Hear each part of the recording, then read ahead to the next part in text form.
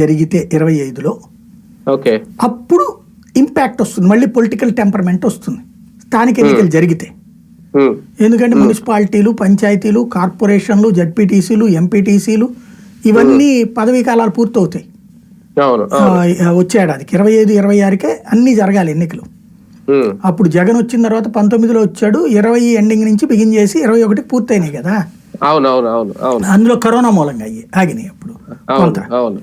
ఇప్పుడు అది పూర్తి చేసేటటువంటి ప్రయత్నం చేయాలి వీళ్ళు. మొన్న వాస్తవంగా వీళ్ళు దాని పేరేంటారు, మన అవిశ్వాస తీర్మానాల కోసం అని చెప్పేసి ఇదివరకు అయితే 3.5 ఏళ్ల దాకా మేయర్ మీద కానీ చైర్పర్సన్ మీద కానీ అవిశ్వాస తీర్మానం పెట్టకూడదు. అందుకని దాన్ని సవరించి 2.5 ఏళ్ళకే పెట్టేసి ఇప్పుడున్న వైసీపీ వాళ్ళందరినీ తీసేద్దామని భావించారు వీళ్ళు. కాకపోతే చంద్రబాబు గారు వద్దన్నారు. ఎందుకని, వచ్చే ఏడాది నవంబర్ కల్లా చాలా మందికి అయిపోతాయి 79 దాకా. ఫస్ట్ టర్మ్ ఎలక్షన్ జరిగినాయని వచ్చే ఏడాది నవంబర్కి అయిపోతాయి. ఆ తర్వాత మళ్ళీ ఇంకొక 3 నెలలకి, అంటే వచ్చే ఏడాది జూలై ఆగస్టు నుంచి నవంబర్ దాకా చాలా వరకు అయిపోతాయి.